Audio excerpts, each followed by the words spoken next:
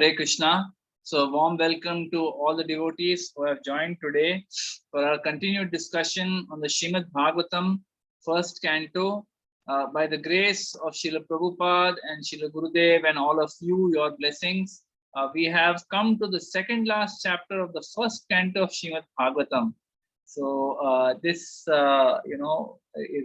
is definitely very encouraging. Somehow, we've been able to go at a good pace and complete, almost complete the first canto. Next Sunday, when we meet, we will complete the first canto. So thank you all for joining, and thank you for encouraging me by your joining. So last time, if you recall, we had discussed the pastimes of Maharaj Parikshit when he was ruling the kingdom after the Pandavas have left, gone back to Godhead. Then Maharaj Parikshit starts ruling the kingdom, and he's trying to protect against the influence of Kali, because he's aware that Kali Yuga has already entered. The moment Krishna has left, Kali Yuga has entered. So he's desperately trying to hold it back. And then he's also searching for the personified Kali to, kind of bring him under control. But then when he meets Kali, he sees, last time we saw that he is attacking the cow and the bull, which is Mother Earth and Dharma. And then how Maharaj Parikshit chastises that cow and bull. And then after that, he gives a place for Kali Yuga. Kali Yuga, he's going to kill Kali Yuga, the personality. But the personality said, I am also a resident of your kingdom. I also need a place. So he gives him a place. He says, okay, you go to a place wherever there is meat eating, intoxication, illicit sex, and gambling. Wherever these four things are there, you can reside there. But then Kali Yuga is very intelligent. He says that, hey, these four places will not be present while you're around. So main kahan jaun? Where do I go? He says, okay, wherever there is hoarding of wealth, you can go there. And our acharyas explain that wherever hoarding of wealth and health and hoarding of wealth and gold happens, that is where these four illicit principles come into the picture, which are actually the four pillars of represent the four pillars of religion. So he gave that place to Kali, and then he continued ruling. So after explaining this, now Sutta Goswami explains the events that led to him renouncing the kingdom. So that is what we're going to discuss today. The name of today's chapter is Maharaj Parikshit cursed by a Brahmana boy. So this is what we're going to discuss today. So it's a very interesting chapter of Srimad Bhagavatam. A lot of lessons that Srila Prabhupada very forcefully gives to us. It is very easy to misunderstand, when you read the Srimad Bhagavatam just as a story, okay? If you make that mistake of just reading the it's not a mistake, I'll not say mistake, but if we just read through the entire Srimad Bhagavatam like one story, just read all the translations, you'll be able to complete the Bhagavatam in a couple of weeks. It doesn't take that long. Quickly, in 1 or 2 weeks, you may be able to. If you really read consistently, 3-4 weeks, you should be able to complete. But we have to understand that Srimad Bhagavatam is not just a story. It is the Supreme Personality of Godhead in book form. It is Krishna incarnating in book form. Why?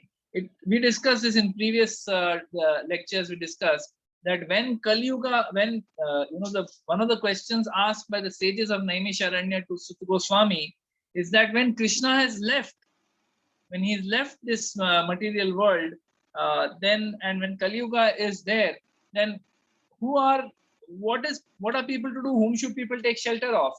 So in response, actually Sutta Goswami says that the Srimad Bhagavatam, which is non-different than Krishna, the Srimad Bhagavatam incarnates. As soon as Krishna leaves, then very soon the Srimad Bhagavatam incarnates for us to be able to take shelter of the Srimad Bhagavatam in the form, shelter of Krishna in the form of Srimad Bhagavatam.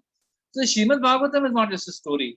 And if we just read it in story form, we can get bewildered, right? If you read this particular chapter, the 18th chapter, it can be bewildering. You may feel, who is this? What does this Parikshit Maharaj think of himself? And this Brahmana boy who cursed him, he did the right thing. But unless we read the purports of Srila Prabhupada, we read the purports of the Acharyas, we will not understand, right? So it's important, while we must read the entire Bhagavatam, but please take shelter of Srila Prabhupada's purpose, without which we will be completely bewildered. We'll not understand. We'll take a completely different meaning only. Alag hi track pe chala jayega. Therefore, it is important to have the blessings of the acharyas, the blessings of the parampara. Before we start any discussion, any satsang, we always chant this pranati mantra, right, where we invoke blessings of the Goswamis, Rupa Goswami. We invoke blessings of Panchatattva. We pray to Krishna, Hey Krishna, Karuna Sindhu. We pray to Shrimati Radharani, that Tapta Kanchana Gaurangi Shri Radhe Vrindavaneshwari. Then we say Vancha Kalpatarubhis. We take blessings of all the Vaishnavas. Then we take blessings of Srila Prabhupada, and then take blessings of Guru, and then we start. Because otherwise, we don't have the qualifications to speak. Nobody has. You're not qualified. When you said that when you're sitting and speaking Srimad Bhagavatam, you're sitting on Vyasa Asan. Vyasa Asan means what? Today morning, His Grace Radha Gopinath Prabhu gave a very brilliant lecture talking about Vedic literature, understanding Vedic literature in its context, in its modern context, very beautifully explained. He is also saying that this Vyasasana is what? It is a place where Vyasadev sits. We are in no way having that qualifications to speak. But because you take shelter of the parampara, therefore you get the empowerment to speak. Allah meherban to gada pehelwan. It is possible for even a donkey to speak eloquent literature if the Lord gives, the empowerment. So you have to read Srimad Bhagavatam, take shelter of the purpose, then we can understand what this story is and how do we apply its principles in our life.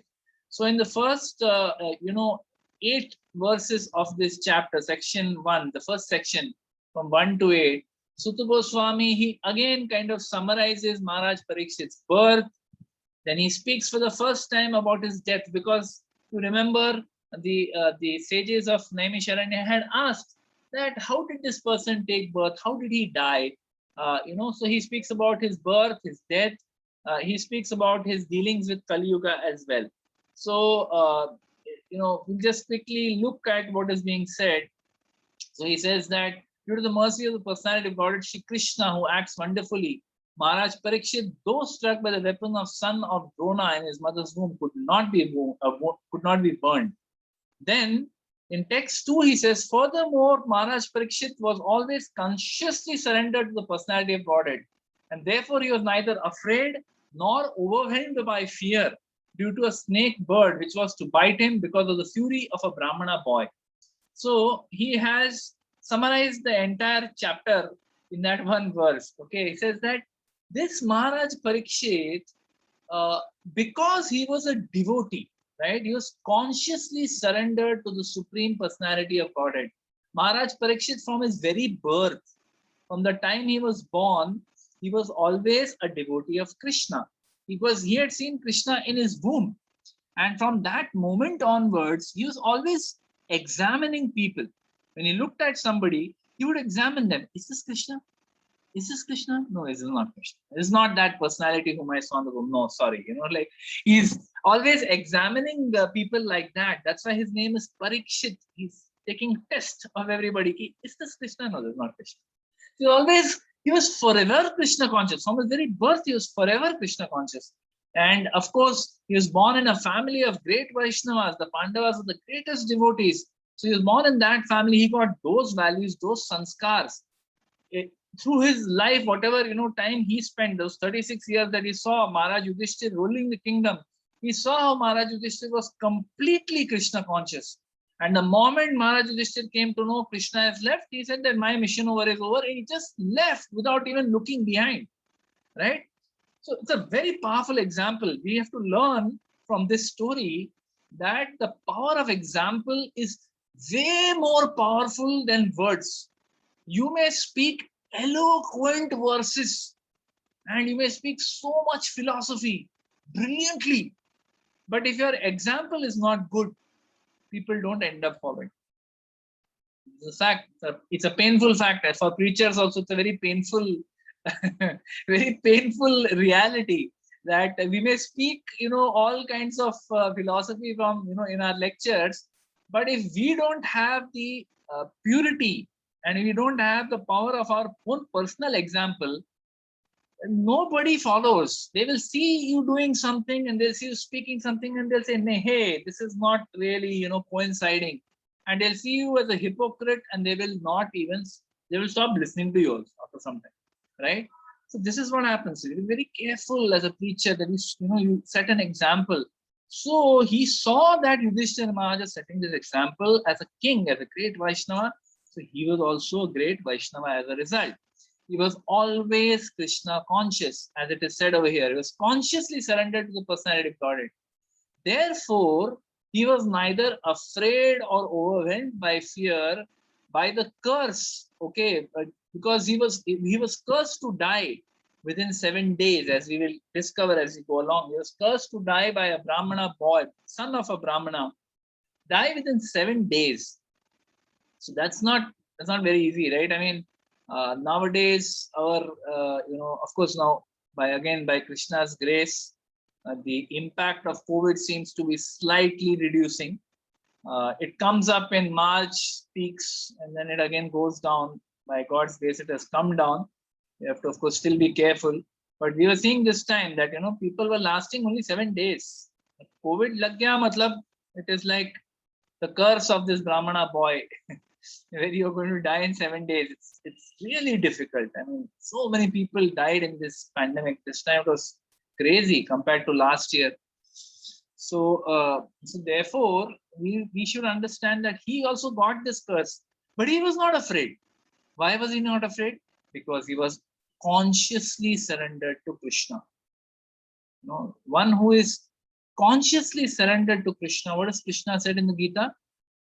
He says, "Sarva dharman parityajya mam ekam sharanam vraja, aham tvam sarva papebhyo moksheshami ma sucha." Ma sucha means do not fear.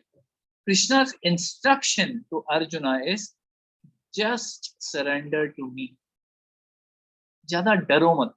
So here Parikshit Maharaj is an example of that. He's surrendered to Krishna, therefore he's fearless. Let death come. In the subsequent cantos of Srimad Bhagavatam, in the 12th canto, we'll see where Parikshit Maharaj is saying that let this death come, let this Takshak bird or whoever come, let them bite me. I am not afraid now because I am surrendered unto the Supreme Personality of God. Right? So it's very beautiful. So in this section, because of surrender to Krishna, the direct result of what Krishna said in the Gita, therefore he is fearless. So then after that, a little bit description is given about how he went and surrendered to the son of Vyasadeva, Sukdev Goswami, Vyasakhi. He's called Vyasakhi. Vyasakhi is another name for the son of Vyasadeva, which is Sukdev Goswami. So he went there and he gave up his body on the banks of the Ganges in the association of thousands of sages from all over the universe. So in verse 7, okay, in verse 7, this is a very special verse. Let us just read this verse. Yeah.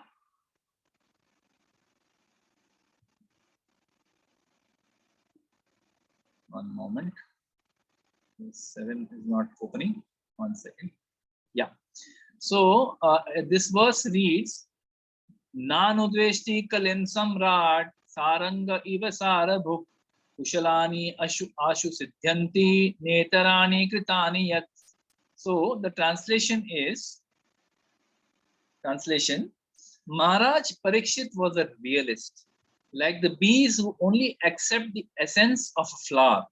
He knew perfectly well that in this age of Kali, auspicious things produce good effects immediately, whereas inauspicious acts must be actually performed to render effects. So he was never envious of the personality of Kali. So even though Parikshit Maharaj knew that this Kali Yuga, is going to bring about the downfall of, it's an age of quarrel and hypocrisy. It's an age where people will stop respecting the Brahmanas. People will stop respecting Vedic literature. All the important things that are needed for one to embark and stay on a spiritual life, By and by, due to the influence of Kali, everything will be vanquished. Parikshit knows this, but still he's not envious, he's not angry with the age of Kali, because he sees that there are some good qualities also. So one of the good qualities here is mentioned by Suta Goswami. What is that? He says, in the age of Kali, and this is a very special benediction. Okay, it is said, Srila Prabhupada said in various places that the demigods, the devatas in the heavenly planets, they are actually queuing up to take birth in Kali Yuga. You may say, ye kya chakkar hai? How is this possible?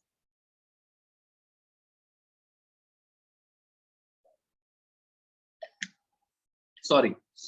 So how is this possible? That devatas, it is because in the age of Kali, while there is great sinful activity, there is quarrel, there's hypocrisy, there is anger, all the anarthas are in full, matlab, full measure mein wo aisa, they're like aisa, raising a clamor majorly. Still, there are a few qualities, good qualities. What is that? One good quality, one major good quality of Kali Yuga, knowing it is like कैसा है कि हमको पता है कि ये anyway this is a bad yuga where people are sinful in general.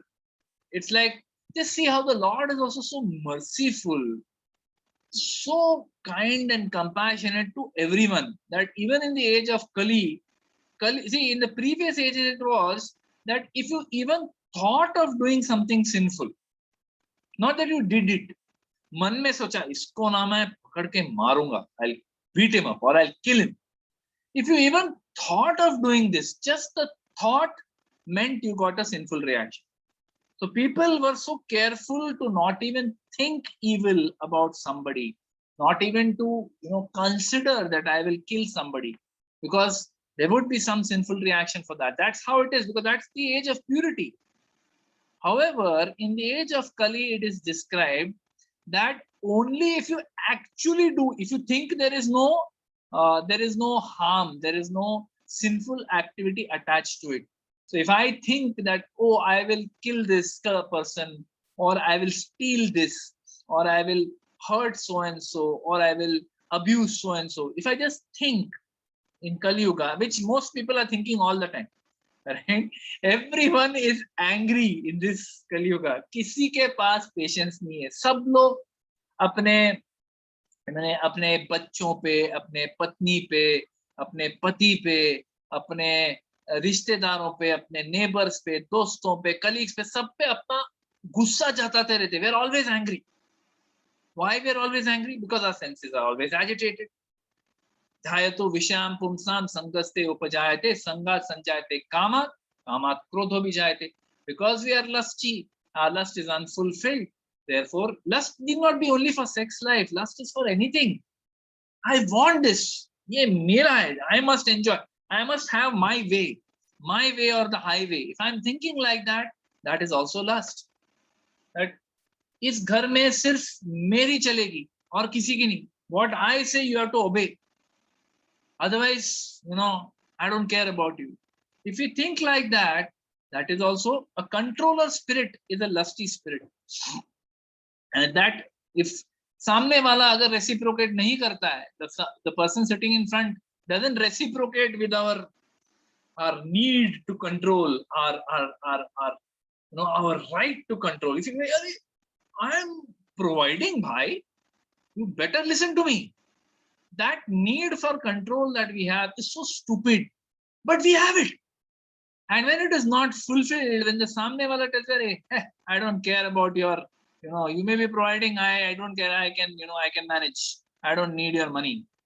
But that is a big, apna ego ko hurt kar jata hai wo. And then you become angry, right? So this anger, all these things are just so inbuilt in this age, because of which we speak bad things, we do bad things, we make mistakes, our discrimination is lost, we make so many mistakes, so many wrong things we do. But Kali Yuga, the warning is, if you just think about doing something bad, बच जाओगे, कोई problem नहीं है. At least don't do it. अपने मन में ही किसी को बुरा भला कह दिया, not a good thing, but कह दिया कि अपने आप एक्शंस को कंट्रोल किया, लेकिन दूसरे को कुछ मन में बुरा भला बोल दिया, यू आर फॉरगिवन। कलयुग है, special discount, no problem.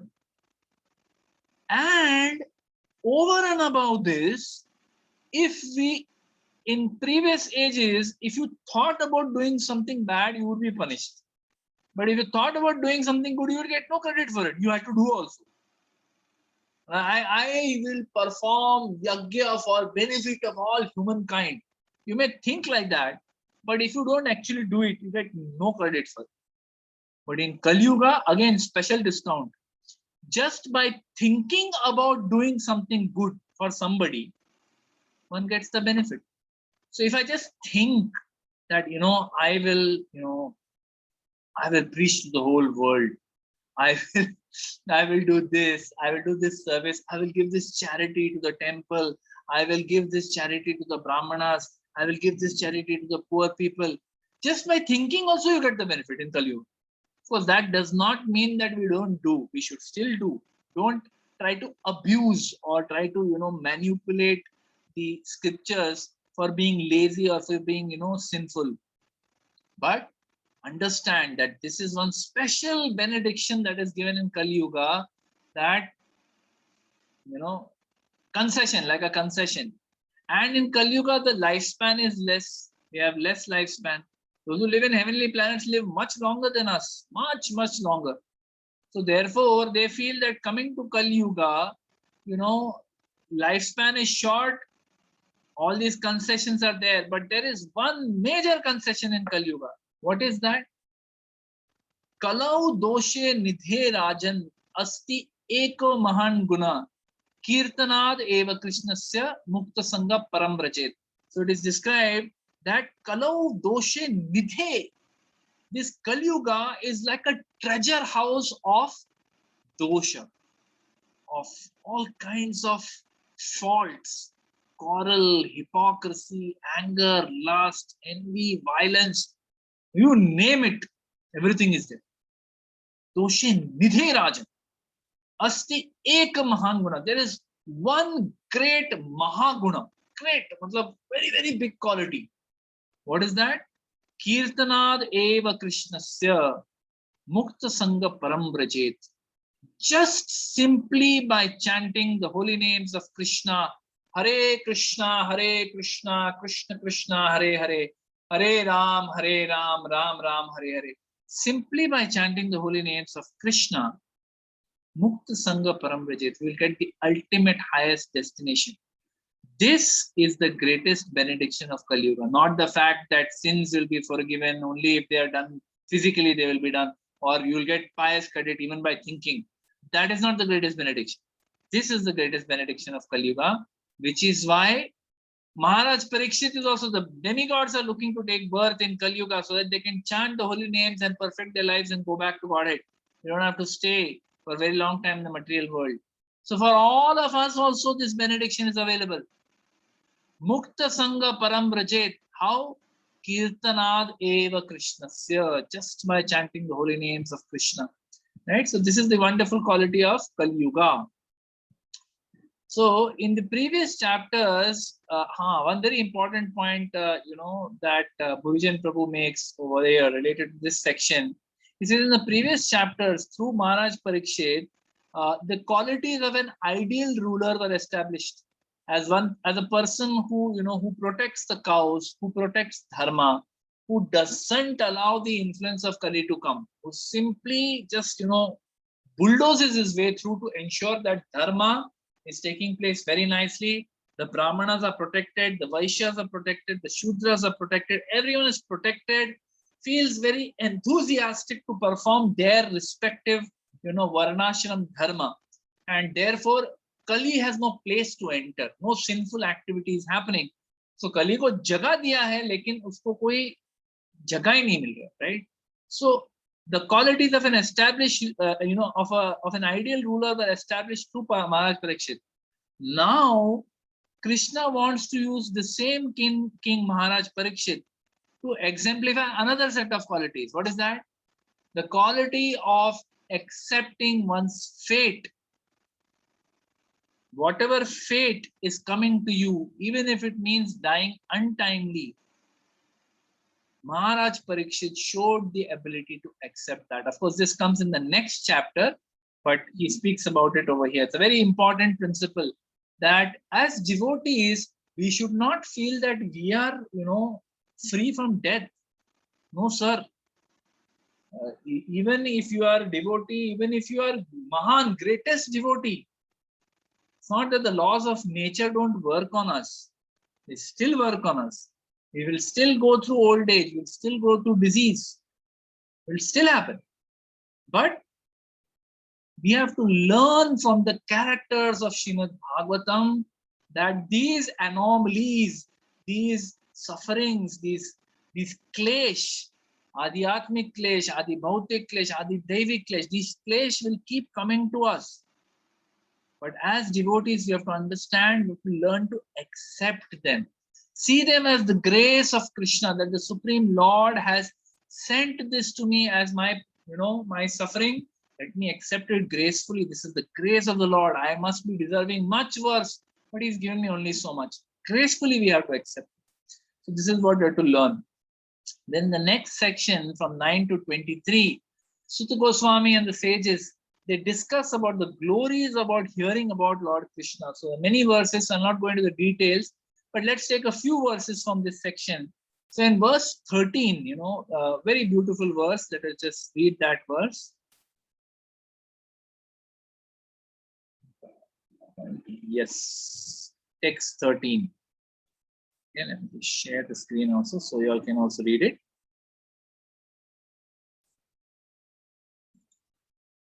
Yeah. Verse 13, chapter 18, verse 13.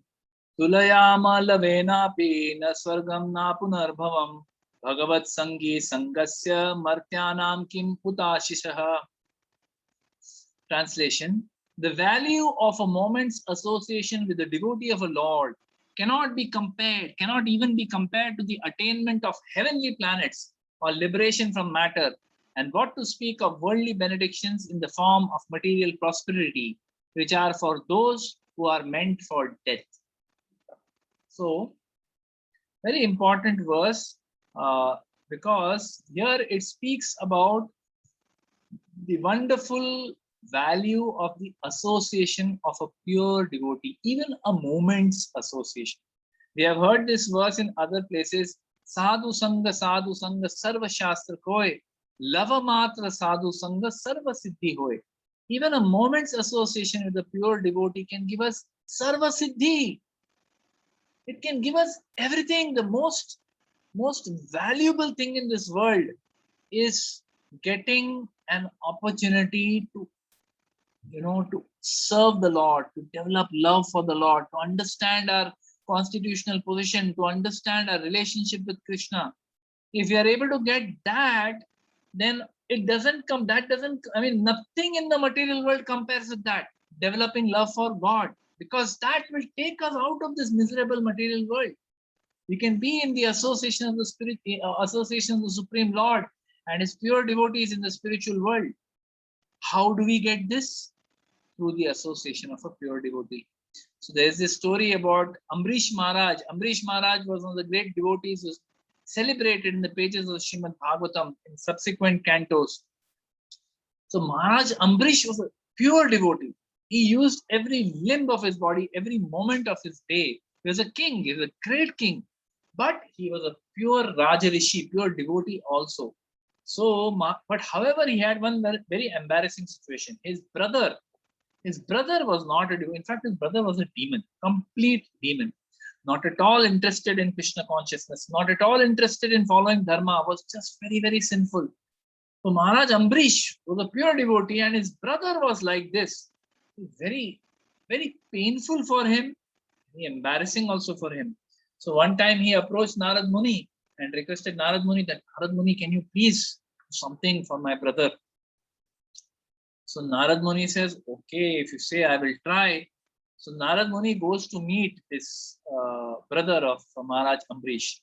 And when he goes to meet him, as soon as he comes in front of his brother, that Brother tells him, just get lost from here. Don't be here. I don't want to see you also. So Narad Muni says, Arey, at least listen to what I am saying. Give me 1 second to at least stop. I am not interested. Just get out. And he literally, comes to attack Narad Muni. That I'll kill you if you don't go right now. He's not even interested in listening to him for one word. Doesn't even want to see him. So Narad Muni tells him, all right, I'm leaving. In case you are faced with death, at that time you can ask this question: what is the value of the association of a devotee? Aisa bolke, he drives away Narad Muni.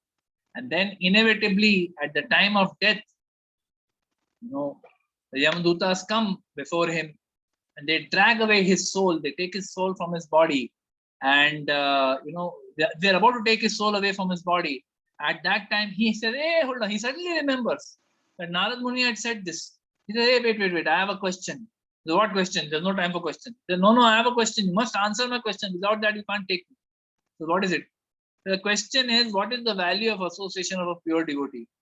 Yamadutas are like confused. Ye kya hai, boss? Meko malum nahi hai. I don't know. So let's take him to our master.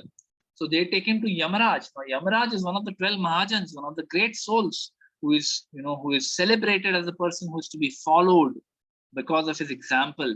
So Yamaraj is a pure devotee. He asks Yamaraj that this person asking this question, what is the value of the association of a pure devotee?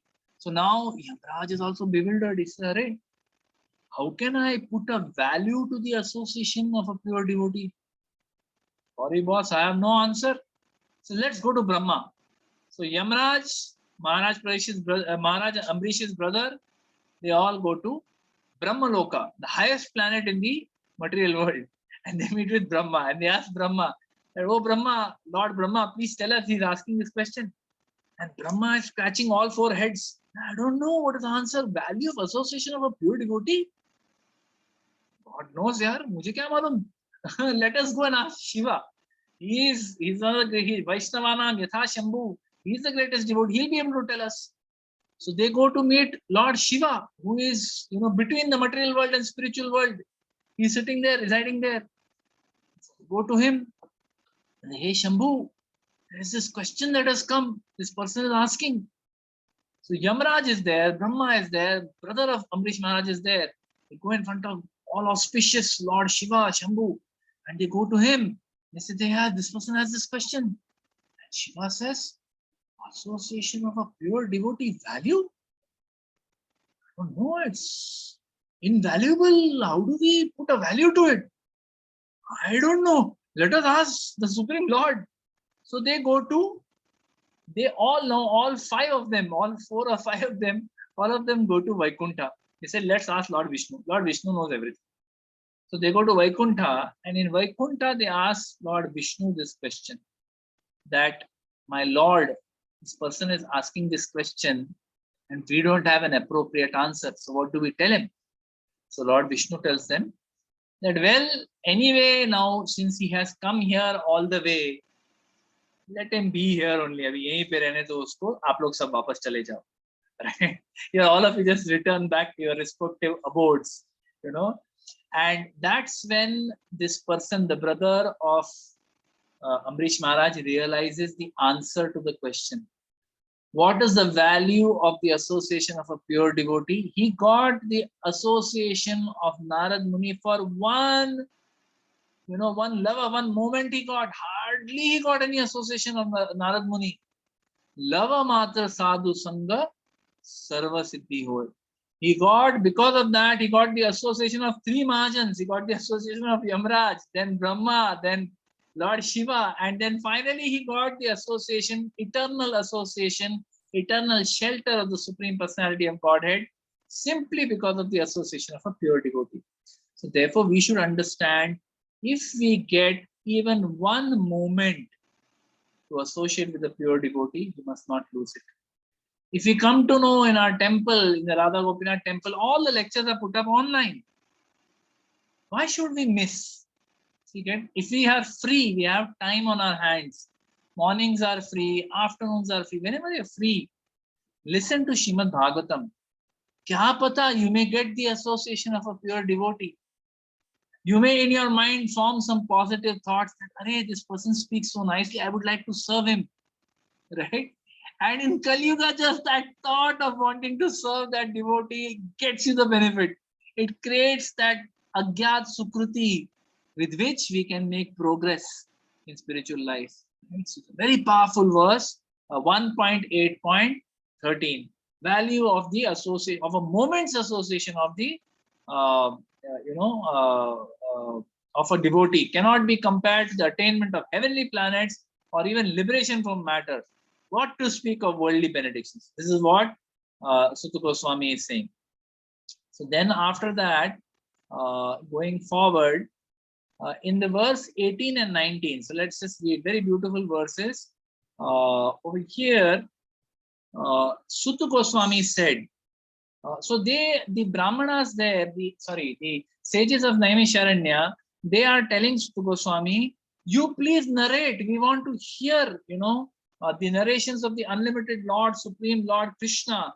For they are very purifying and supreme. They were spoken to Maharaj Parikshit, and they are very dear to the pure devotees, being full of bhakti. Therefore, you please tell us. We want to hear from you, Sutta Goswami. Sutta Goswami, he's saying that I am actually not qualified. By birth, I am not qualified. He says, "Oh God, although we are born in a mixed caste, we are still promoted in birthright simply by serving and following the great who are advanced in knowledge. Even by conversing with such great souls, one can, without delay, cleanse oneself of all disqualifications resulting from lower births."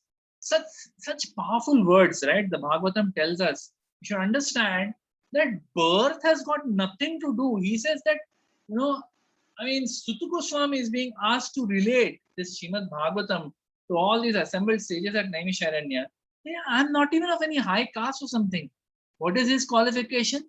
His qualification is simply that he heard very submissively, he heard very attentively from Sukdev Goswami, from Srila Vyasadeva. He's heard the Srimad Bhagavatam very attentively from Sukdev Goswami in the association of all the sages.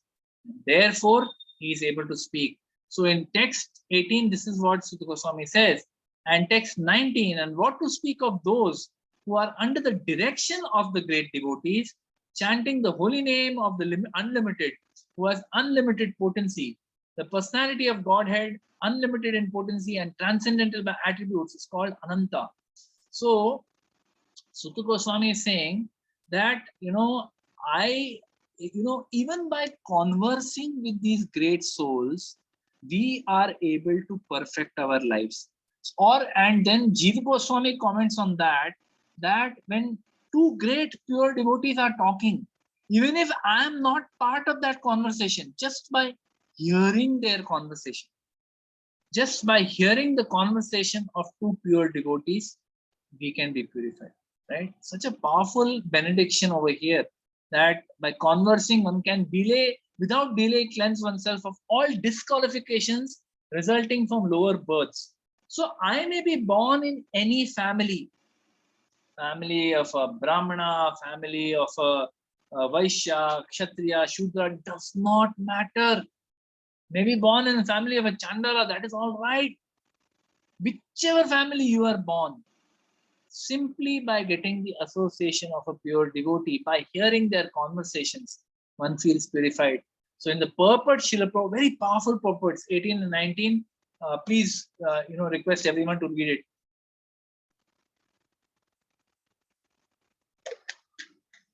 Srila Prabhupada is saying that Sri Chaitanya Mahaprabhu, Lord Chaitanya, he very much followed this principle, of in pursuance of the Vedic usages. And by his transcendental association, he elevated many quote unquote low-born people, or those who are disqualified by birth or by action, right? So Srila Prabhupada is referring to, Haridas Thakur. Haridas Thakur. So if you look at the associates of Lord Chaitanya, whom he elevated to, highest position. Chaitanya Mahaprabhu, if you actually look up on, places like, general internet, you look up Chaitanya Mahaprabhu, while some sites may acknowledge that he is recognized as an avatar of Krishna. Some just say that he was a great saint, but many speak about the fact that he was a social reformer. How is he a social reformer? Because of this, because he did not discriminate based on birth, religion, caste, color, creed, nothing.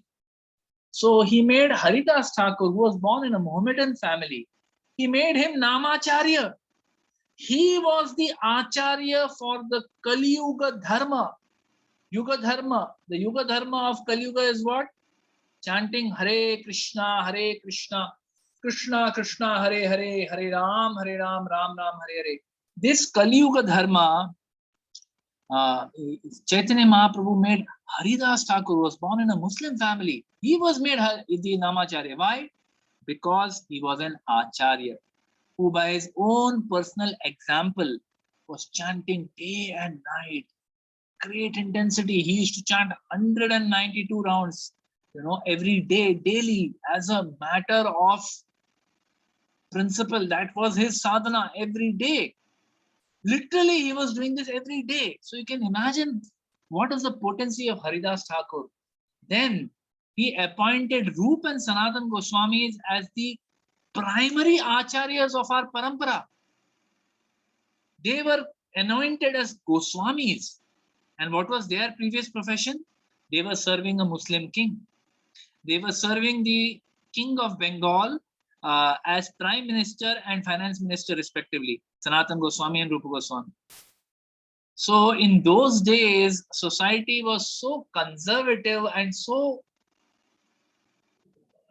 narrow-minded that if they would say if someone's shadow of a person of this caste or religion, even the shadow falls on somebody, oh, go take a bath, you have become contaminated, like that. They would ostracize such a person. What to speak of someone who is serving them? There was no place for them in society. But Chaitanya Mahaprabhu took them, initiated them, gave them all the essence of Vedic knowledge and made them Goswamis and made them the primary acharyas of our parampara. So Chaitanya Mahaprabhu did not care. He clearly stated, so stated in the purport over here, he clearly stated that any man, whatever he may be, whether a Brahmana or a Shudra or by birth, or a householder or mendicant by social order, whether he is a Brahmana or a Shudra, he is a householder or a sannyasi, he can be accepted as an Acharya or Guru or spiritual master if he is conversant with the science of Krishna. So the verse that is there in Chaitanya Charitamrita says, Kiba Vipra Kiba Nyasi Shudra ke Ninai Jai Krishna Tattva Veta say Guru hai. That means Kiba Vipra, whether he is Brahmana, Kiba Nyasi, whether he is sannyasi, Shudra ke Ninai, he may be Shudra also. Yei Krishna Tattva Veta, one who knows the essence of Krishna consciousness, say Guru hai. This is Guru. So this is he put his, as they say, he put his money where his mouth is. He by his actions he proved it. He didn't just say it. He proved it by his actions. So Srila Prabhupada said in the purport that very powerful. Pay attention, everybody. This is very powerful what Prabhupada is saying over here. Very hope-giving for all of us. Prabhupada says that for those who argue that birth in a lower family is due to past sins and that those sufferings must be endured, this verse is very important to understand, right? Very important. He says, when we chant the holy names, in verse 19, Sutta Goswami is saying, when we chant the holy names under the direction of a pure devotee, right? He says, what to speak of those who are under the directions of great devotees chanting the holy names of the unlimited, right? So when we chant the holy names are non-different from Krishna. There is no difference between Abhinatva Nama Namine, Kali Kale Nam Rupe Krishna Avatar. Krishna has incarnated in the holy names, right? So there is no difference between Krishna and his holy names. No difference. So one who is chanting these holy names, which are non-different from Krishna, under the direction of a pure devotee offenselessly, right? So if you're not just chanting, but some devotee has initiated you, given you Harinam Diksha, and with the direction of that pure devotee, you are chanting the holy name. What happens? By the blessings of that devotee and the power of taking shelter, surrendering to the holy names, which is non-different than Krishna, what happens? One's sins are completely washed away. What is Krishna saying? Sarva dharman parityajya mam ekam sharanam braja. Take shelter of me exclusively. So offenseless chanting under the directions of a pure devotee is exclusively taking shelter of Krishna. So when we chant the holy names in an exclusive mood of surrendering to Krishna under the direction of a pure devotee, when we chant Hare Krishna, Krishna Krishna, Hare Hare, Hare Ram, Ram Ram, Hare Hare. This holy name is so transcendentally pure. We cannot even commit that much sinful activity as it can be washed away by the holy name. आपके पास उतनी क्षमता नहीं है पाप करने की जितना holy name में पावर है उसको माफ करने की. You don't have the capacity to perform so much sin. So powerful it is to chant the holy names offenselessly. That is what that is the lesson that Srila Prabhupada is giving here. So he's saying that even if you are born in any caste, any state of India, any country of this world, any color of body, any health state of body, any sex, any gender, any age, any material qualification or disqualification. अरे I M to डम यार, मेरे को कुछ नहीं आता है, मेरे को कोई फिलोसफी समझता नहीं है, कोई बात नहीं, you chant the holy names. अरे आई एम अ चाइल्ड, कोई बात नहीं, you chant the holy name. अरे I am an old man, कोई बात नहीं, you chant the holy name. अरे I am Muslim, I am Christian, I am Jew, I am this, I am that, I am lower caste, I am higher caste, nothing. There is no qualification needed. By the grace of Chaitanya Mahaprabhu, we have received this Yuga Dharma of chanting Hare Krishna, Krishna Krishna, Hare Hare, Hare Ram, Ram Ram, Hare Hare.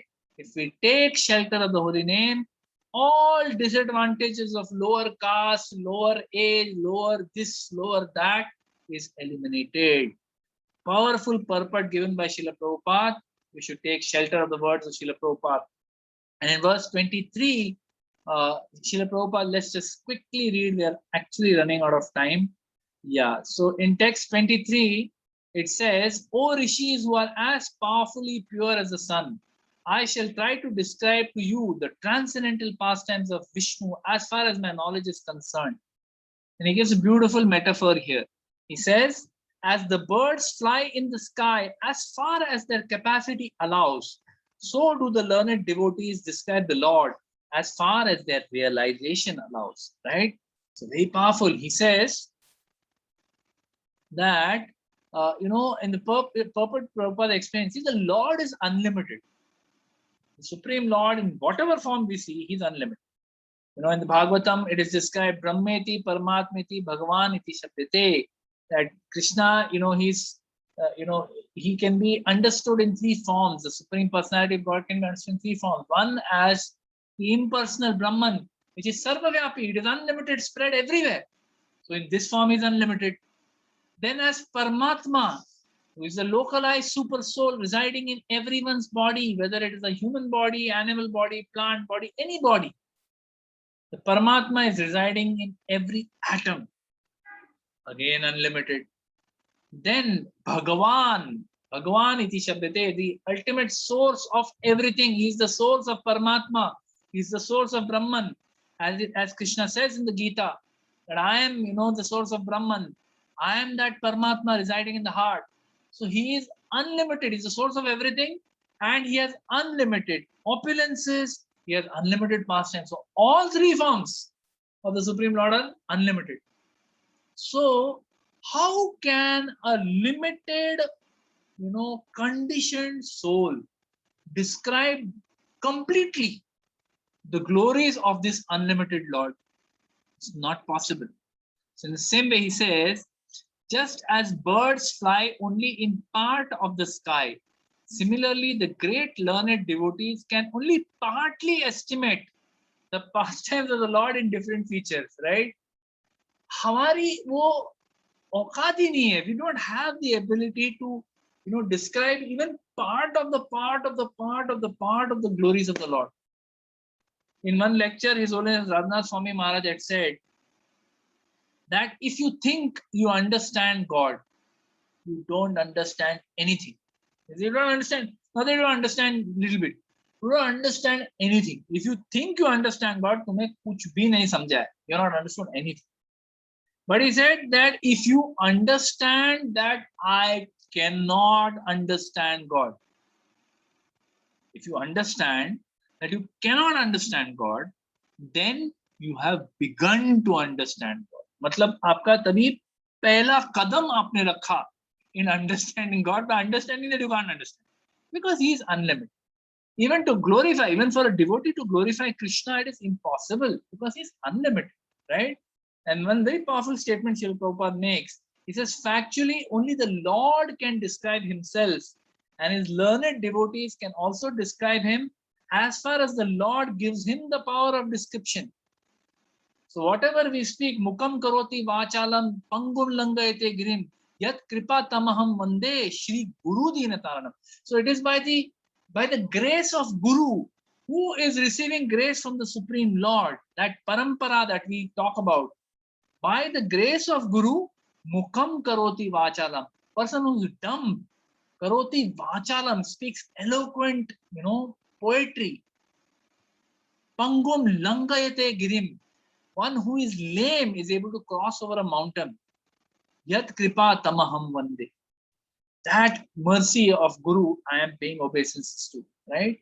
So only by the power of Krishna coming through the parampara can someone speak even few words. You have to understand the Lord is unlimited. We should never become proud. Never become proud that I am such a good speaker. I speak so nicely. No. Never we should feel that. We should understand how insignificant we are. How incomplete we are. This is not an inferiority complex, mind you. This is not some depressive mentality. No, it is a fact. It's a fact. How much we know of the material world? How much do we? Just today I learned one new fact. So Priyasaki sent me a nice photo. I don't know if I can show it to you. 1 minute. Hold on. Let me just check. Okay. How little we know about the material world, we can understand from this one. Yeah. Okay. I hope everyone is able to see this. Okay. So this is the structure on the left side is the structure of human blood, hemoglobin. And on the right side is the structure of chlorophyll. Everyone knows what is hemoglobin. It is found in our blood. It is one of the prime, ingredients which causes life. Okay. And in plant life, everyone knows chlorophyll is the prime ingredient for plant to be alive. Right. Look at the structure, chemical structure of both of them. It is identical. Only difference is here there is an iron atom and here there is a magnesium atom. That's it. Everything else is identical practically. Can you beat that? Right? Just one atom different, and we are in a completely different. One works for the human body and one works for the plant body. So हमें बहुत कम पता है even of the material world. We don't know to speak of the creator of this material world who's making everything move smoothly. We have no idea, right? We have to understand our insignificant position, take shelter of the Supreme Lord, and then glorify, which is what Suta Goswami is doing. Before now, he starts the relation, the narration of the pastime of how Maharaj Parikshit got cursed. Okay, so he starts by saying, "Once upon a time." Okay, verse number 24 and 25 says, "Once upon a time, Maharaj Parikshit." Right. So this is the story over here. This is where the story starts. Sorry, it's already 8 o'clock. I need to wind up quickly, but I will try and do that. So Maharaj Parikshit He was once upon a time, he was, and Jiva Goswami explains that yahan se now the full description of the Shrimad Bhagavatam starts, right? Till now it was all built up. Abhi tak, whatever we heard was all the build up to the Shrimad Bhagavatam. Now the action starts, right? Till now everything was going nice, smoothly. The Pandavas went away, and now Parikshit Maharaj is ruling nicely. Kali has no place to enter. Everything is very smooth, and then suddenly everything goes out of control, right? That's how material world works. Let's see how it happened in case of Maharaj Parikshit. So Maharaj Parikshit, as a king, he had gone hunting. So kings in those days, Kshatriyas were allowed to hunt because that's how they would hone their shooting skills, moving targets, and their Kshatriya spirit. They would hone it. So he went hunting. While hunting, a king always would go, you can imagine, right, with all his retinue, with all his soldiers, and everyone would go. But somehow Maharaj Parikshit got separated.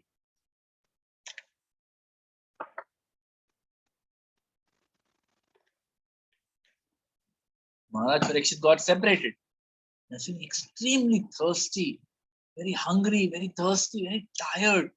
And there he came upon the ashram of Maharaj, of Shamik Rishi. So we can see, I hope in the background, I'm in the way. But yeah, this is the, this is the image over here. Let me try and share the, okay, you all can see, I'm sure. So he entered the ashram of Shamik Rishi because he was very thirsty. And he went to Shamik Rishi and he asked for water. He said, "Oh Rishi, I need some water. Can you please give me some water?" Right? He saw that the Rishi was sitting silently with his eyes closed. Right? And it is described here that the Muni had, he had achieved a transcendental state. He was completely deep in meditation. But now when someone is deeply in meditation, it's very difficult to know whether somebody is really meditating or is just pretending. Very difficult to know. Maharaj Parikshit, his palate was dry, so he asked him for water. He was very, very thirsty. Asked him for water, but Shamik Rishi did not respond. There was no response. He must ask 2-3 times. There was no response. So King Parikshit was already feeling, he was feeling very thirsty, very tired. He was not. So it is described in verse 28. The king did not receive any formal welcome by means of being offered a seat, a place, water, and sweet addresses. So Srila Prabhupada explains in the purport that when some visitor comes to your house, even if that person is an enemy, even if you have nothing to offer them, at least you should give them a seat made of straw. At least you should give them some water. At least you can, speak some sweet words. You have nothing to offer them. Kuch nahi, garib mein garib. Even the poorest man can offer water, can offer a place to sit. Straw seat de do usko baithne ke liye. Utna to kar sakte ho, right? So he was feeling ki, arey, what is this? I just come to ask for water. Now imagine king getting separated from his, from his soldiers is unimaginable. Then this Parikshit Maharaj, who was a pure devotee, right? He was a pure devotee who was fully in control of his senses, who subsequently sat for 7 days and 7 nights without drinking, eating, sleeping. That Parikshit Maharaj suddenly became very thirsty. And in his thirst, because he was not properly welcomed, he became angry. And with that anger, what did he do? He picked up a lifeless snake. He said, like, you are giving me a cold reception. Let me put the cold, dead body of a snake around your neck. So he, with his bow, he picked up a dead snake which was lying nearby, and he put it around the neck of this Brahmana, and then he walked off. Right? So in the purports, this is very beautiful. From verse 24 to 31, please read these purports. Srila Prabhupada is giving some very, very powerful statements here. He says that the Supreme Lord is so kind to his pure devotees that in the proper time, he calls such devotees back to him and thus creates an auspicious circumstance for the devotee. Right? So even if the devotee forgets Krishna, the Lord never forgets him, Prabhupada says. Even though the latter may be engaged in so-called worldly affair, the Supreme Lord never forgets. Thus, the Lord creates an awkward situation and the devotee becomes obliged to renounce all worldly affairs. So this is very interesting. Prabhupada is saying over here that this person, Parikshit Maharaj, was apparently very well established as the king of the world. But Krishna wanted the Shrimad Bhagavatam. He wanted to manifest in the form of Shrimad Bhagavatam. Now, if everything is going smoothly, Bhagavatam आने का कोई मौका नहीं मिलेगा ना. Bhagavatam आने के लिए you need the perfect recipient, you need the perfect speaker. Perfect recipient is ready, Maharaj Parikshit. Perfect speaker is ready, Shukdev Goswami. He has just appeared and it's going to come in the next chapter. How Shukdev Goswami appeared.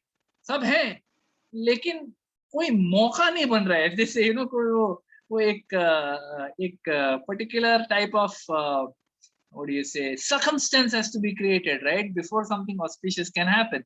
So this circumstance had not happened, and therefore Krishna created this situation.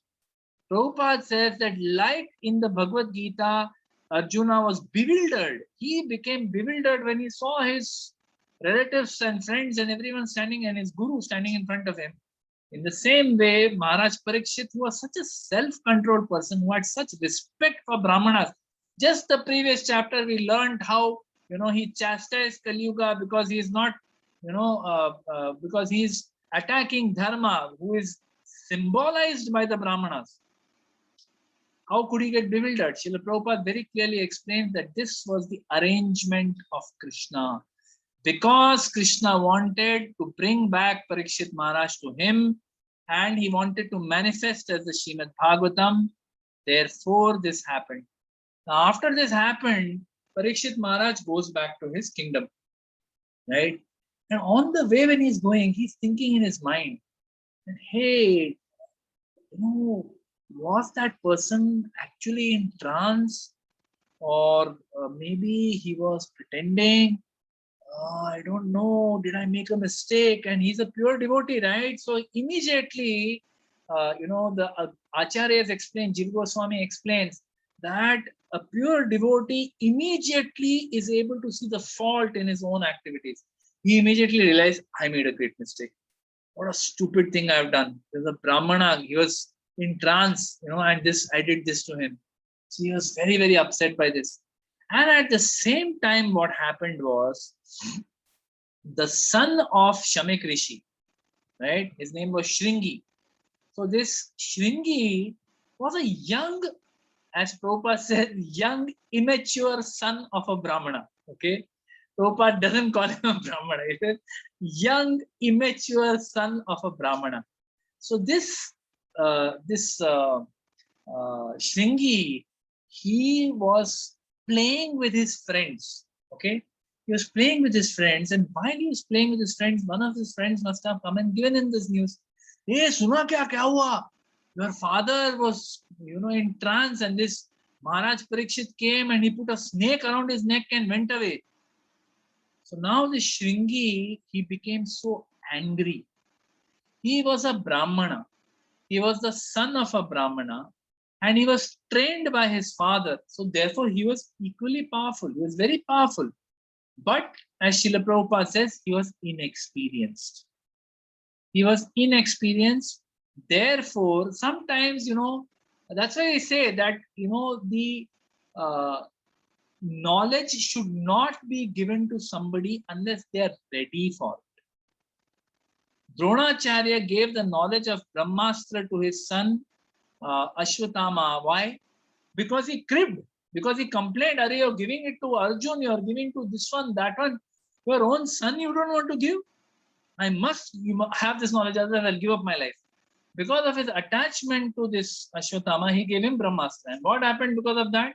At the end of the Mahabharata, he released the Brahmastra to kill all the Pandavas. I mean, it's like no discrimination. बच्चे के हाथ में अगर gun दे दिया तो वो gun चलाएगा. He will end up killing somebody, right? So to be so careful what knowledge we give to the people.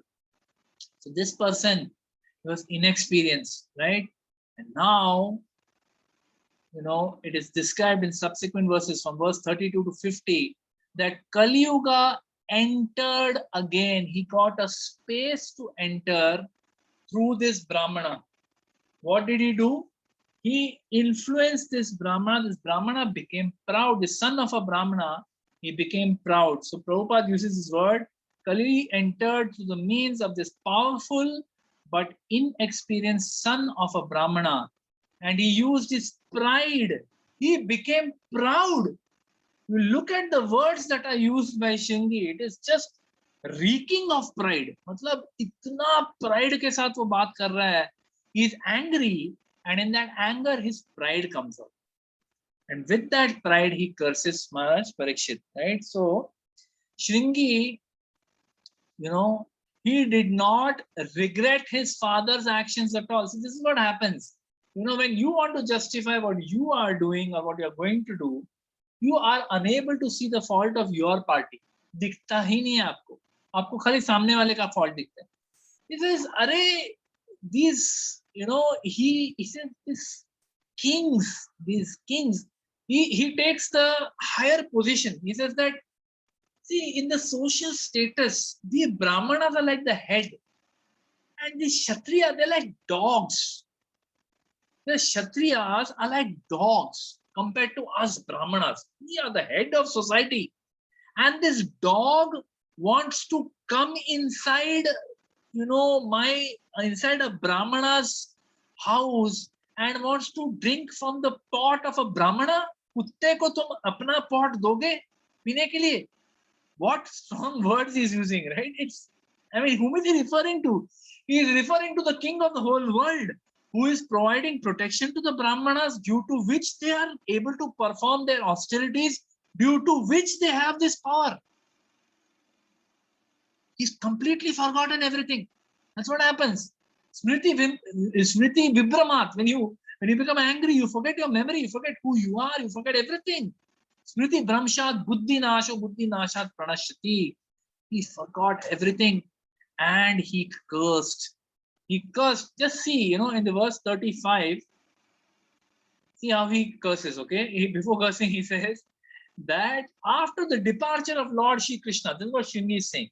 After the departure of Lord Krishna, the personality of Godhead and supreme ruler of everyone, these upstarts have flourished, our protector being gone. So he's saying Krishna is our protector. All these kings, yes, are bekar, upstarts. They have flourished. Therefore, I myself shall take up this matter and punish them. Just witness my power. So he's telling this to whom? बच्चे लोग को कह रहा है. जो छोटे छोटे बच्चे लोग हैं उसके साथ, उसको कह रहा है. Just witness my power. He is taking the position of Krishna. Prabhupada says in the purport, look at how Shringi is talking, that Krishna चले गए, तभी हम लोग, जब तक कृष्णा थे तब हम लोग, he was our protector, he was the supreme ruler. जब कृष्णा चले गए, कलयुग आ गया और ये सब upstarts, they have flourished. Therefore, अभी इनको कृष्णा नहीं है ना, तो अभी मैं हूं, मैं इनको ठीक करता हूं. So Prabhupada says, look at the foolishness of people. Look at the foolishness of this Brahmana. He is taking the position of Krishna. He thinks, I am Krishna, मैं सब ठीक करूंगा. And what did he do? He destroyed everything. So it's in text 36 it is said, the son of the Rishi, his eyes red hot with anger, touched the water of the river Kaushika while speaking to his playmates and discharged the following thunderbolt of words. So in the purport, Srila Prabhupada is saying, any sane person, now he was surrounded by whom? He was surrounded by children. अबे बच्चे लोग को क्या, he is trying to show off in front of his children friends कि देखो मेरा करामात, just see what I'm going to do now. I'm going to curse this fellow to die, right? So Prabhupada says that any sane person would have prevented him from doing such great harm to all society. All human society is being harmed because the king, if he's cursing the king to die, naturally rogues and thieves and everyone else will become powerful the moment a king is gone. Suddenly, if a king goes and there is no place, no time to even replace, and नया king को आके settle होने में time लगता है, and that is the time when thieves and rogues become prominent. Prabhupada is saying If he was surrounded by elders, they would have stopped him. अरे चुप हो जा भाई, बच्चा है तू, तेरे को समझ में नहीं आया क्या क्या हुआ करके, चुप जा, चुप. But no, he was surrounded by children. So he just went ahead and gave this curse by killing a king like Maharaj Parikshit just to make a show of his acquired Brahminical power.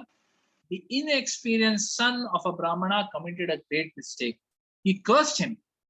He said, the Brahmana's son cursed the king thus: on the 7th day from today, a snake bird will bite the most wretched one of that dynasty, Maharaj Parikshit, because of his having broken the laws of etiquette by insulting my father.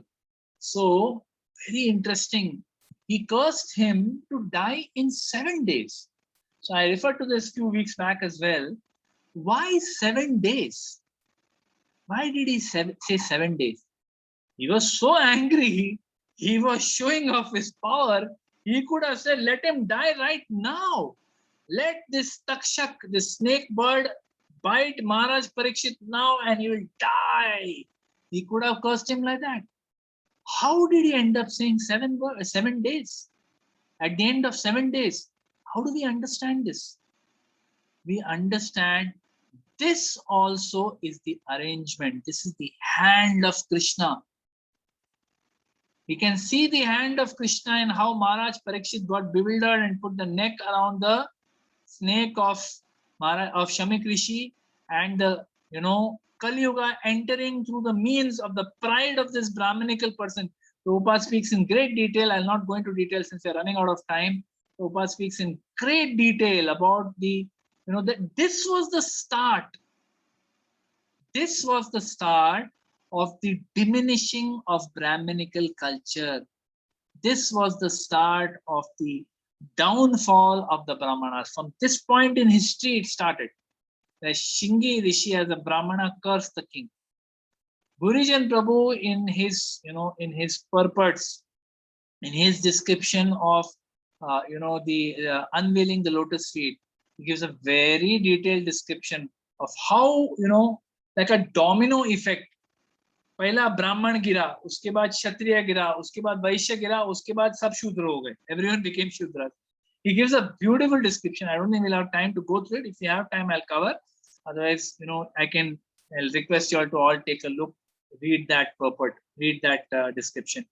So, this is the arrangement of Krishna. He could have cursed him to die immediately, but the words came out 7 days. 7th day from today. Why?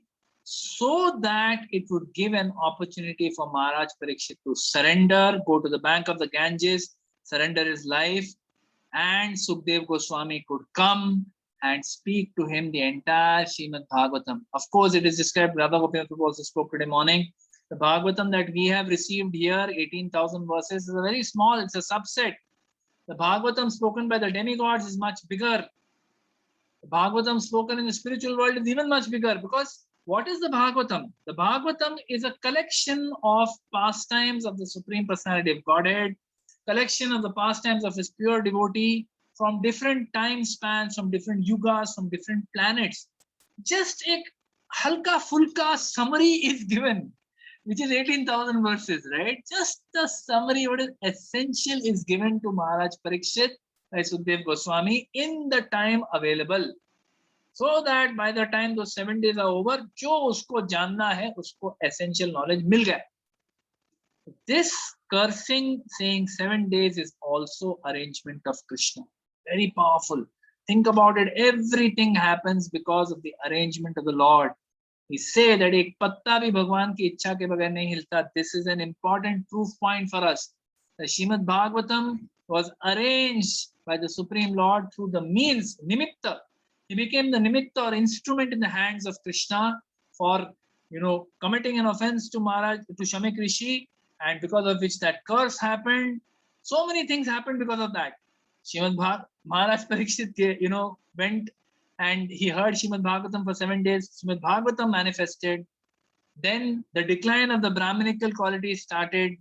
The entry point of Srimad Bhagavatam happened, or the entry point of Kali Yuga happened. Everything happened because of one thing, right? One thing, everything happened. So we understand from that. Then, so after this curse, this Shingi Rishi, he came back to the ashram of his father. And by the time he came back to the ashram, he also had realized, he looks like मैंने कुछ तो गड़बड़ किया है. I have made a mistake. Now he also realizes, Acharya has explained, and therefore he started crying. He started loudly crying, thinking that maybe seeing his crying, his father will forgive him. So when he was crying like this, Shamak Rishi was in his trance. He suddenly came out of his trance. And then he asked, and he saw the snake was around his neck. Dead snake. So he just took it and just threw it away. He didn't pay much attention. Like, okay, some snake must have come. Just like अपने body पे insect है तो हम लोग ऐसा, hey, it's just a kind of, we drive it away. He just did that. And then he asked his son Shingi, what happened, my son? Why are you crying like this? Has something happened, right? So he says that, has anyone done you any harm? So then the son explains what has happened. That this is what happened. Maharaj Parikshit came here, and he asked you for water, and you were in a trance. So he got angry, and he put the snake around your neck, and he went away. So and then I cursed him to die in 7 days. So when the father hears, he says, "What? You have cursed Maharaj Parikshit to die in 7 days?" I mean, he's like so shocked by this knowledge. He says, how is this even possible? Then in text 41 onwards, he says, he speaks about the fact that this king should never have been condemned. He was the best amongst all human beings. This Rishi did not congratulate his son, but on the contrary, he began to repent. He said, alas, what a great sinful act has been performed by my son. He has awarded heavy punishment for an insignificant offense. And he chastises his son heavily, right? And then he says that what is the result? Verse 42 to 45, he says, what is the result of, a monarch being killed like this by an unfair, unjustified, overreacting kind of curse? Srila Prabhupada says in the purport that an ideal king is trained through culture and devotional service with the martial spirit. This makes a perfect king, not just a king who just becomes a king because he's son of somebody, or who just gets it by power. When he's trained by culture and devotional service with the martial spirit, martial means fighting spirit, then he becomes a perfect king. And Prabhupada says such a perfect monarchy is far better than the so-called democracy of no training and no responsibility. Prabhupada really hits, the politicians. He says the so-called Democrats capture the administrative machine without assuming responsibility for the prosperous condition of the citizens. They are not bothered. Citizens का क्या हो रहा है उनको कुछ नहीं पड़ी है. Everyone captures the post for personal gratification, and thus instead of one king, a number of irresponsible kings grow up to tax the citizens. So he speaks a lot. I mean, there are a lot of beautiful points mentioned in the purport. No time, so I'll just kind of wind up here. So after speaking about the kings in general, he speaks about Maharaj Parikshit also, specifically in verse 46. He says that the emperor Parikshit is a pious king. He's highly celebrated and is a first-class devotee of the personality of Godhead. He is a saint amongst royalty, and he has performed many horse sacrifices. When such a king is tired and fatigued, being stricken with hunger and thirst, he does not at all deserve to be cursed. So he's chastising his son. So then he prays. He prays to the all-pervading personality of Godhead to pardon his immature boy who has no intelligence and who committed the great sin of cursing a person who was completely free from all sins and who was subordinate and who deserved to be protected. He says the Brahmana's duty is to protect the kings, while the kings protect, materially speaking, by physical power. By their spiritual power, the Brahmanas are supposed to protect the king. He says the king is supposed to be protected. You have foolishly cursed. But then in text 48, very beautiful verse, Shamik Rishi says, the devotees of the Lord are so forbearing that even though they are defamed, cheated, cursed, disturbed, neglected, or even killed, They are never inclined to avenge themselves. So he's himself saying, you know, my son has committed such a stupid mistake. Actually, there is all facility for Parikshit Maharaj to punish, to counter curse, to punish Shringi. But I know he won't do it. He's not saying this in a hopeful statement. I hope that he will not punish. He knows. He's a pure devotee. He will not be vengeful. He knows, and he's feeling more regret because of that. My son deserves to be punished. Stupid fellow. बेवकूफ है, कुछ भी किया उसने, right? He's feeling very regretful, but he knows that such a great devotee like Parikshit Maharaj will not, so he prays for his son, he glorifies the devotees, and in the purport, Srila Prabhupada says that whatever power a devotee may have, a pure devotee may have, they use that power to only serve. So Maharaj Parikshit was a pure devotee. He had the power to counter curse, to counteract the curse that was given. He said, "Arey, you idiot! I am protecting the whole world, fighting so hard to stop the entrance of Kali."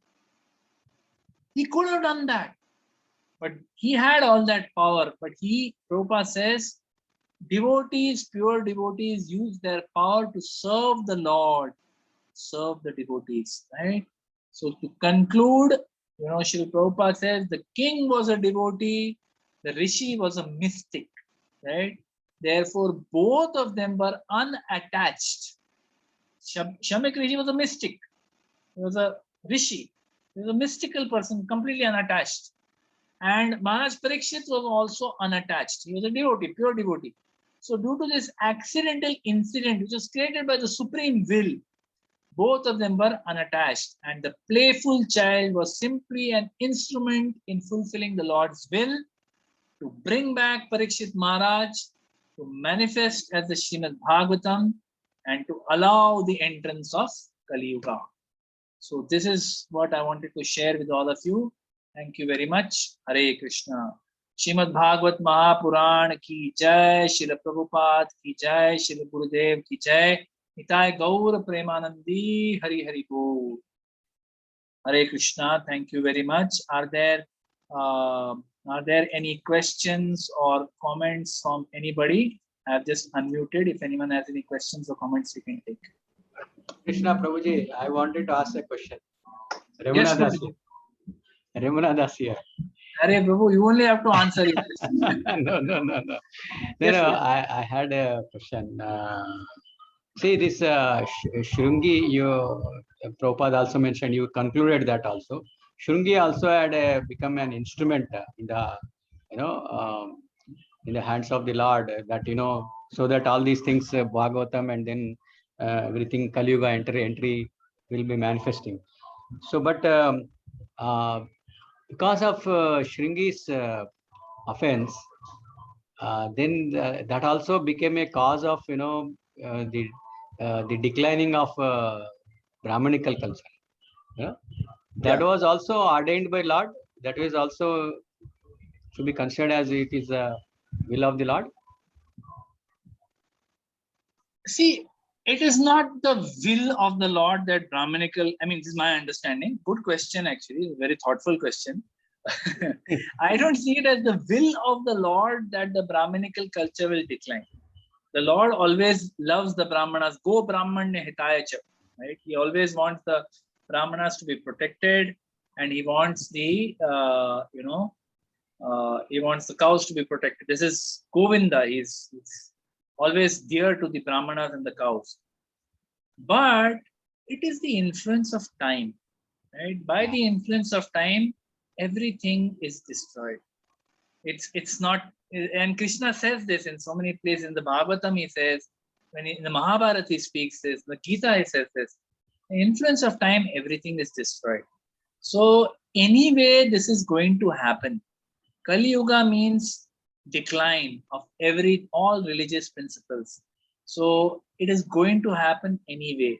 So it just happened through the instrument of Shringi, and Srila Prabhupada mentions in the purports, Gurujan Prabhu also mentions that because he was a boy, right? He was a boy, therefore no major offense was taken.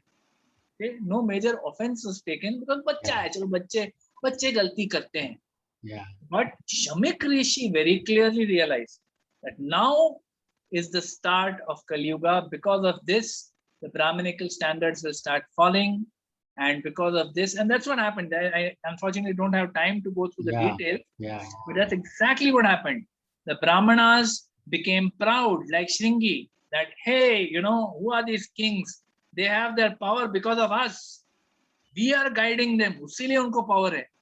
And the kings, moment they saw pride in the Brahmanas, I don't care for these Brahmanas. मैं protect कर रहा हूँ तुमको, उल्टा मेरे को सुना रहे हो. But I don't need your advice. When they stopped taking advice from Brahmanas, they started becoming horrible. They started exploiting all the citizens, taking tax for their own sense gratification, for their own enjoyment, not following dharma. Then the Vaishyas felt, अरे ऐसा useless king के लिए why should I give taxes? Why should I give my produce? I am not going to give. To hell with him, right? And then capitalism was born. Guruji Prabhu says capitalism was born. That money became everything. Yeah. Because of this, because Vaishyas did not take advice from Brahmanas, did not want protection of king. Money is power. They started using money. Yeah. And then only few people had the money, and then very few people were remaining, who didn't have Brahminical intelligence, who didn't have power, physical power, they didn't have money, and they didn't have anyone left to serve. So they became Shudras, right? And they started becoming workers in factories. Vaishyas भी बहुत सारे Vaishyas became Shudras, बहुत सारे Kshatriyas became Shudras, बहुत सारे Brahmanas became Shudras. Why? Because the whole collapse of the structure, nothing was left. Whole structure collapsed. Very powerful. And he says that it all happened because of one action, which started the domino effect, and then everything collapsed. So that's what is my understanding. It's not Krishna's will that this happens, but it's just the influence of time. Kali Yuga time had come. Bang, everything started.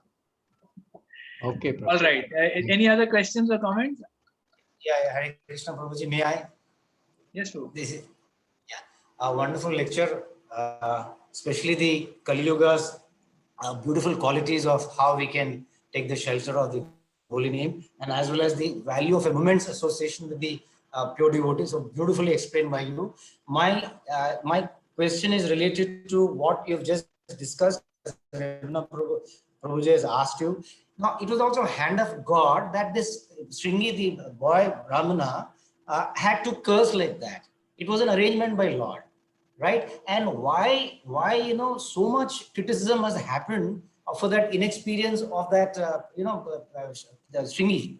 I see there a lot of in the purports, a lot of criticism is happening about that boy, but that is the will of the God. The way Parikshit Maharaj is being taken away in next 7 days, Lord Krishna wants him back so that he can come back as Srimad Bhagavatam. So similarly, the boy played an instrument there, but so much of criticism I see. That is one.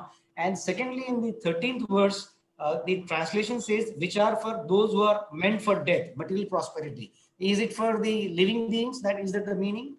Which are for those who are meant for death, in this translation of the 13th verse of the chapter.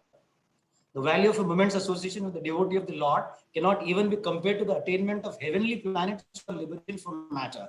And what to speak of worldly benedictions in the form of material prosperity, which are for those who are meant for death. So does that mean this material prosperity is for living beings, basically?